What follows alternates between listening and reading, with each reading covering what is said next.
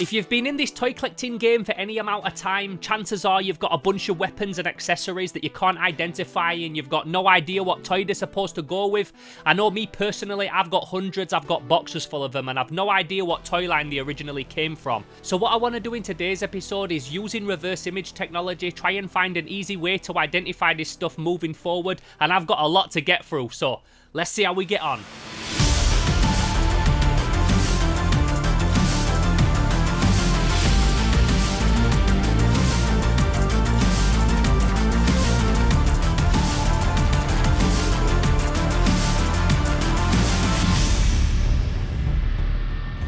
Slimehouse TV, myself Theo Kane, hope everybody is blessed. Hold tight the Slime Alliance, the Slime Renegades, everybody watching this 2 weeks in advance over on Patreon, and everybody else that's locked in for some Toy Talk Tuesday.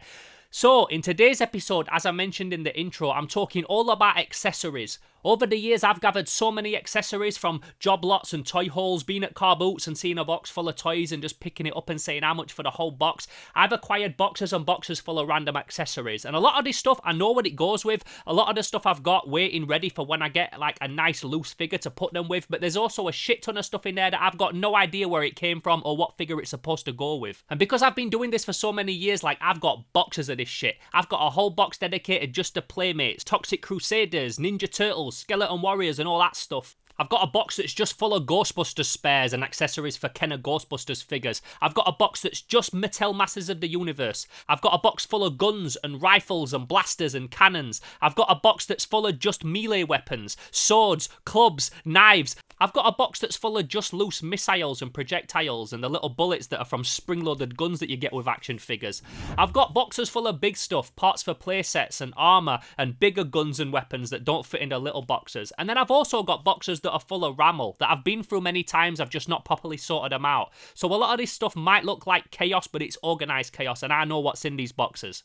Saying that though, every time I go through these boxes I do find new bits that I forgot was in there, or I'll be like really into a toy line at the minute that I wasn't really into 6 months ago, and going through these boxes I'll find little pieces that never even registered in my mind that I had before. So even though I've gone through these boxes 1,000 times, they're still super exciting to go through, and it's never a dull day digging through them and seeing what I find. Now, I'm big into toy accessories, I always have been. It's one of the main things I love about toy collecting. I'll rarely display a toy on my shelf unless it's got at least one of its weapons that it's supposed to come with. For me personally, I think they're like a very important part of the toy collecting. They're a very important piece to the puzzle, and some people aren't that bothered by accessories, but me personally, like, they're one of the main things I love about toy collecting. They're also one of the most stressful things about toy collecting. I rack my brain and spend years trying to find specific pieces to go with toys. I've talked about this many times on the channel that there's certain toy lines I won't review until I've got most of the weapons for it, because I feel like if I'm going to review a toy I want to review it in its entirety. I don't mind if it's got the odd little piece missing, I would prefer not to, but more time I want all the weapons to go with a figure before I show it on camera or before I talk about it in a sense of a toy review. I love going through other people's bits boxes. I do lots of trades that way. I like to have a good dig through other people's accessories and bring some stuff that they might not have and trade bits and swap and that kind of thing. That's also a big part of the hobby. It's very fun to me. But like I said, because I've been in this game for such a long time, I've acquired a shit ton of weapons over the years. And although I've got a lot of weapons in there that are for figures that I know what they're from and I'm just waiting to find a nice loose version of that figure and then I can put the weapons with him, there's still so much stuff in them boxes that I ain't got a clue about. There's hundreds of guns, hundreds of swords, hundreds of missiles, hundreds of little pieces that I don't know what they go with. And maybe years ago I did, but I forgot after all these years. I don't remember everything. You get some people in the toy game that just specialize in like one type of toy or just a few types of toys. I've got a friend Wayne, he will tell you every single thing that you ever need to know about He-Man, and he knows every single accessory and weapon and everything that goes with a He-Man. Bugsy's Toy Box can pretty much tell you everything that goes with a Playmates Ninja Turtle. And his Toys and Models and his Battle Beast book. He'll tell you pretty much everything that you need to know about Battle Beasts. You could show him any weapon and he'll tell you what Battle Beast it's supposed to go with. But I've always been like an all-round guy. I'm not a dude that just fucks with Power Rangers or just fucks with Transformers. I'm a dude that fucks with all of it. So my knowledge of weapons is very good, but I don't know all of it. And no people that are in the toy game know everything about every toy ever. Another one of the real fun things about toy collecting is finding out this new stuff and finding out, fuck man, I've seen that weapon for so many years, I never knew what it went with, now I know. To me, that's another one of the most fun parts about being a toy collector. It's the constant learning, it's the finding out new things. And although I feel like I know a lot about toys, sometimes I'll research something and think, yo, I don't know shit about anything. Like, I've got my work cut out to learn a whole new factor of toy collecting that I never even knew about before. Even now, I'll look back on my toy videos and I'll correct myself, I'll fact check myself when I've said something that I thought was right at the time, and then looking back just a couple of years later, I know more about that now and know that I wasn't actually right about something that I said. Even if it's just the name of something, like the name of a really obscure toy line, I said it slightly wrong and that sort of stuff. So yeah, we're always learning, and as toy collectors, like I said, it's one of my favourite things about the hobby. Now, across the internet and across social media, I've got lots of different friends that are into toy collecting, people that specialise in specific fields and that kind of thing, and I can always hit them up and say, do you know what this is from? I got a box of Masters of the Universe and it had this inside it. I'm not sure if this is actually from Masters of the Universe. Can you fill me in and let me know, because I'm not 100% about it. So I've always got people that I can hit up and say, do you know what this is from? Something else that I also like to do, and I see a lot of people do this as well, is just take a photo of a bunch of weapons and number them all and put them on different toy groups and say, like, action figure weapon identification time. And people love jumping in and saying what bits are. I love doing it. I love it when there's like a bunch of weapons and people have named most of them, but there's a couple that they haven't got, and then I know the ones that they haven't got. It's almost like a fucking game, but I really do enjoy it, and it's another really good way of identifying stuff.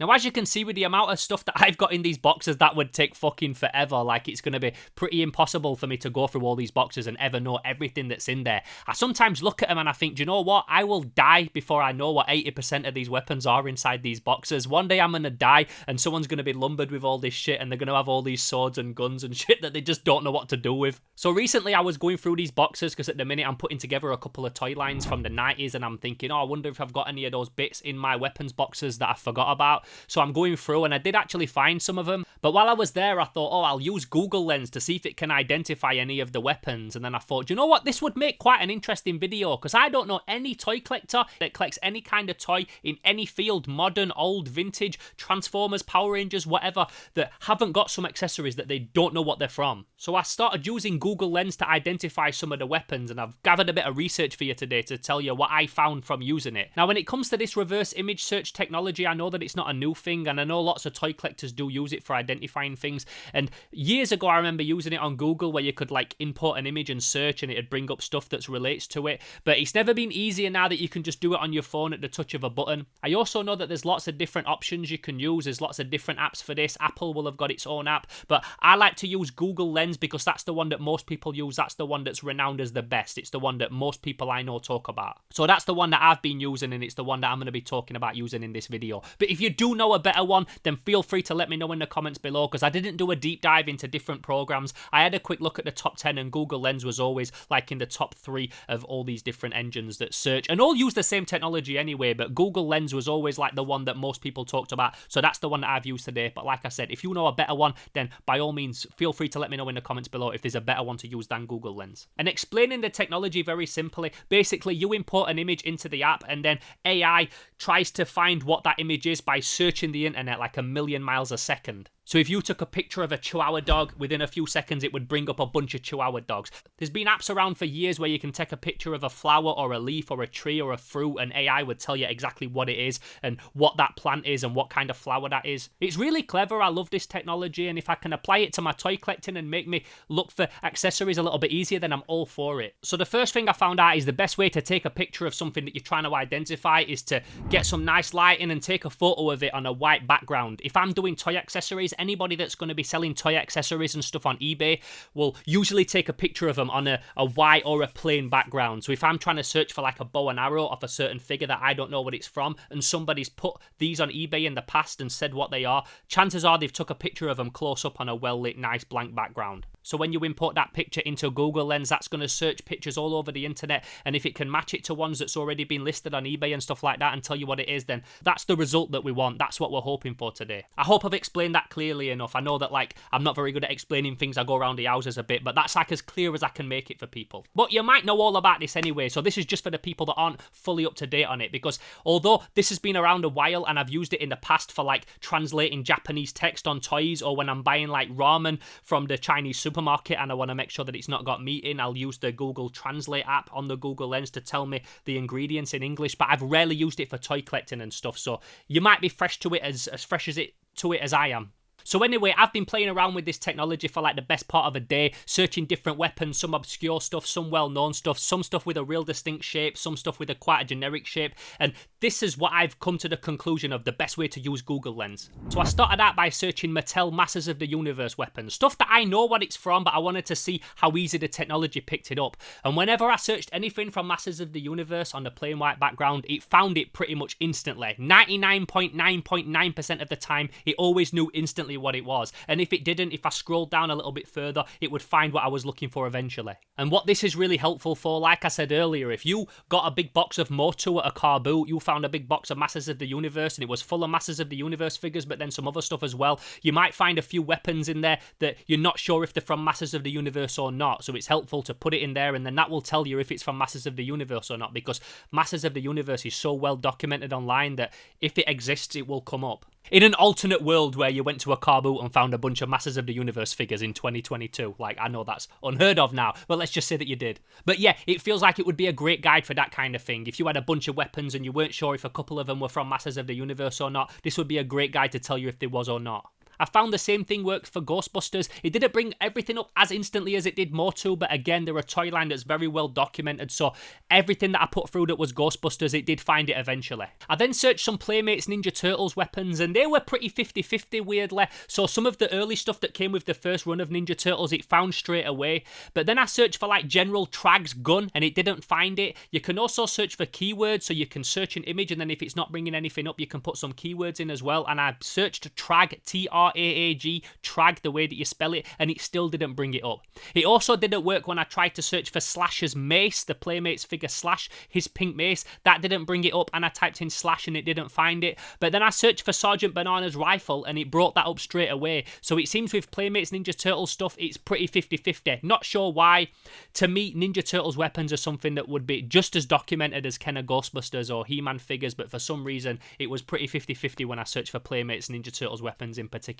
Weirdly, it did the same thing when I searched for Star Wars weapons as well. Some stuff brought it up straight away without any problems. I tried to search for Forlom's weapon and then that didn't find that either. Even when I typed in Forlom, it still didn't find it. So this is technology that's still very 50-50, but when it comes to Masters of the Universe and Kenner Ghostbusters, I found personally that it brought them up straight away. So I don't know where it lies. I don't know why some stuff's more easier to find than others, even though Masters of the Universe, Turtles, Star Wars, Ghostbusters should all be stuff that you would think is very well documented online, especially Star Wars. Like, it's fucking Star Wars. Now, when it comes to action figures that have swords and guns, unless they're very distinct looking and very distinct weapons, it did struggle to pick them up. So if I searched the Sword of Omens, LJN Thundercats came up straight away. I searched for He-Man's sword, came up no problem. But anything I searched that was like a generic silver colour that was just in the shape of like a generic sword, an Indian sword or a broadsword or something like that, chances are it wouldn't even bring me up a toy sword, it would just bring up actual swords. Sometimes it would bring up sword jewellery and keyrings and smaller stuff, so it was at least registering that it was a small item that I was taking a photo of, but it wasn't telling me what it was actually from.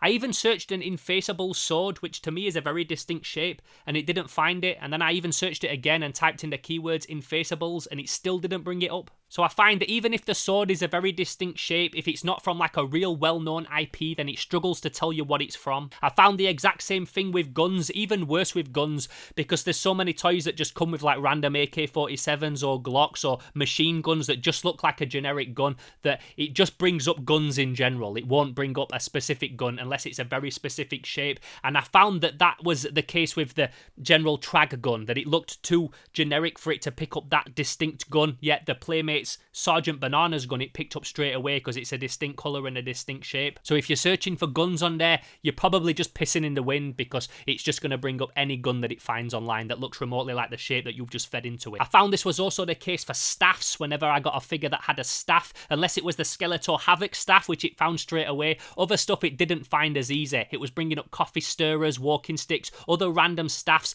but if it's just a brown wooden looking staff from a figure, chances are it isn't going to find it. Even searching keywords like Mighty Max, I put a Mighty Max staff in there and it didn't find that. I even searched Javar's staff from Aladdin, the cobra-headed staff. I put that in and it didn't find it. And then I searched the keyword Aladdin and it still didn't bring up that exact staff, but it brought up other versions of that staff, props and stuff. So it did bring up that it was Javar's staff, but not that exact one. But that kind of beats the purpose of searching for something that you don't know about if you're having to type in the name of what it is in order to even find it. I found the same thing happen when I was searching for snakes. Lots of toys come with like snake accessories and stuff. I searched for Jake the Snake from the old WWF figures, and it didn't find it even when I typed in Jake the Snake. It just kind of brings up random toy snakes when you put in a snake toy. And when searching for random toys, I found that it was pretty 50-50. When I would just put in random toy accessories and bits in there, it was 50-50 whether it would bring up what it's from or not. Like randomly, I searched a saxophone from Stone Protectors and it brought that up straight away. But then I tried a blue Lisa Simpson saxophone, and it didn't pick that up unless I typed in The Simpsons, which again defeats the purpose of putting something in there that you're trying to identify. If you're having to put in keywords that's that specific, chances are you know what the figure accessory is anyway. But what I do find interesting about the AI is that you can tell it really does try. I'll put something in like I put in a War Planets cannon, and it didn't know what it was from, but it brought up other things that did look like it. And when you look at the cannon and then you look at the things that it's brought up as suggestions, you're like, do you know what? I can see what you were trying to do there. Like, it's kind of cute, like you've got this little robot that's really trying, like when you've got a little kid that's tried to help you with something and they've fucked it up a little bit, but you can see that they've tried, and you're like, oh bless you, thank you for trying. It don't matter that it didn't work, just thank you for being helpful. I searched a random hanging skeleton from the Hero Gladiators playset, and the AI brought up like a load of Aztec cool totem shit, which isn't what I was looking for, but you can see why the AI would put those things together and think that they're the same. Now, because I was just using this to search for action figure accessories, I wanted to see how good it works for picking up actual action figures. I know a lot of people use Google Lens for action figures, but I've not really tried it myself. And what I found was whether I gave it something well-known or something obscure, 99.9% of the time, it always told me what it was straight away. So if I put something like a Bucky O'Hare figure in there, or a Thundercats, or a Dungeons and Dragons, it brought it up straight away. And then I tried some stuff that was a bit more obscure, like RoboForce and Battlestar Galactica, Bionic 6, and it brought it all up. So whether I gave it a Troll Fighter, or I gave it like a wind-up old Godzilla toy, it still managed to find what it was instantly. I even tried some obscure Japanese Sofubi and vinyl kaiju stuff, and it brought that up straight away, no problem. And it just seemed that no matter how random the toy was that I gave it, it found it straight away without any issues. I then tried it on minifigures because I kind of think that like a minifigure is the thing that blends a toy accessory to an actual action figure. A lot of the Playmates and stuff, they came with a minifigure that's basically an accessory, and a lot of minifigures are one single shape cut out of one colour. So I tried a few different versions of them as well, and again, it picked them up pretty much every time. And if it didn't, after doing a bit of scrolling down, I found that it picked them up anyway. Even real obscure stuff like knockoff Toxic Crusaders shit that you got in goodie bags, it picked that up straight away. Monster in My Pockets aliens, it had no problem picking up all this stuff with a little bit of searching. And it was only when I started to really try and confuse it and drop some real trash stuff in there and some real knockoff weird obscure bits or some like foreign Gumball toys and that kind of thing that it started to struggle and wasn't able to bring up a result for me. But it was still bringing up results that were very close to what it was searching for. So you can tell that the technology really was analysing what I was giving it. It just wasn't bringing up what I put in because of the stuff being that obscure. So what I've found out from this technology is that even when you take a picture of something really well lit and on a white background, it's all down to what you're actually taking a picture of. It needs to be something that if it's not a distinct colour scheme, like a distinct colour of patterns from that actual toy, the shape needs to be distinct. It needs to be the kind of weapon that's a real distinct shape and a real distinct colour, and then on top of that, it needs to be something that's been documented well enough online for it to be able to gather information. So if I'm searching a toy line that pretty much nobody in the world ever talks about, there's going to be a lot less stuff on the internet of that than there is if I'm searching for a He-Man toy. So it's all down to how popular these toys are and how well they've been documented online already. How many people have took photos of them and put them online and wrote information about them. So it's probably pretty obvious, but yeah, the more well-known an IP is, the more likely Google Lens is to bring it up when you search for it. And the only time that it doesn't work is when you give it something that's really generic looking, like a basic generic rifle or sword, or you're hitting it with something that's so obscure there's just not much information about it online anyway. There is still some stuff that conflicts that, like when I said I searched for Slash's mace and it wouldn't find it, and I searched for General Trag's gun and typed in Trag and Slash and it still didn't find him, because to me, they're something that should be really well documented online, Playmates Ninja Turtles. Same with the Star Wars gun, when I'm searching for Forlom's blaster and it didn't find it, that to me makes some of the stuff I've said a bit conflicting, but overall, generally, it feels that that is the case. The better it is documented online, the more easy it is for Google Lens to identify the picture that you're sending it. it. But this whole AI thing is crazy at the minute. If you watch my video where I make my own toys using AI, it's something that I'm very conflicted about, especially being an artist. When you're able to just create something that easy, it is something that does feel weird to me when I've spent all my life learning how to draw. And the same thing goes for this. Like, I've spent all my life studying toys and learning what weapons go with what, and if there's a machine that can just do it for me, it kind of makes me feel like a lot of those years were years spent wasted. But then at the same time, I've got so much fucking stuff to remember in my brain and so many projects going on that if I can have a little robot friend that helps lighten the load, then I'm all for that. More robot friends helping us out with shit like that that's hard to keep a track of for the human brain, especially when you start getting older. So if you found this video interesting today, then please do give it a like. Let me know in the comments below if you've used Google Lens to search for accessories before, what your experience is of using it, and if you know any that's better, that might be a bit more helpful, and any other ways that are really helpful to help identify action figure accessories, because like I said, I've got shit tons to get through. Let me know if there's any accessories that you saw in this video. Give it a little time code stamp and let me know if you identify any that I might not know, because I'd love to know if there's any in them boxes that I've not identified yet. I know a lot of what's in there, but there's still a shit ton that I don't. And also, if this is your first time checking out an episode of Slimehouse TV, then don't be shy. Introduce yourself down below. Let me know what toy you collect, and welcome to the Slimehouse community. We've got a real good community on here. We talk about toys every single Tuesday. We talk about lots of other stuff on this channel, lots of different retro pop culture, but Tuesdays is always reserved specifically for action figures. So if this is your first time checking out the channel, my name's Theo Kane. This is Slimehouse TV. This is Toy Talk Tuesday all figured out. Like I said, we've got a great community here, so introduce yourself down below. Get involved in the discussion and welcome to the channel. Like I said at the start of this video, you can watch these videos 2 weeks in advance by being part of the Slime Alliance over on Patreon. That's patreon.com/SlimehouseTV, where you can get involved in that. And if you want to hit me up but you don't want to comment down below publicly, the best place to do that is over on Instagram. That's at Theo_Kane_Slimehouse. You can drop me a DM on there, follow me on there, put up lots of exclusive stuff on there as well. And in the meantime, like I said, I hope you found this little video interesting today and that you might use Google Lens to identify some of your stuff. And like I said, keep me posted. Let me know in the comments below your progress of using Google Lens. This seems like the type of technology that, although it's in its infancy right now, give it another 10 years and it's going to be fucking flawless, and I can't wait for it. So in the meantime, I'm going to catch you in the next video. I'm Theo Kane and I'm gone. Pow!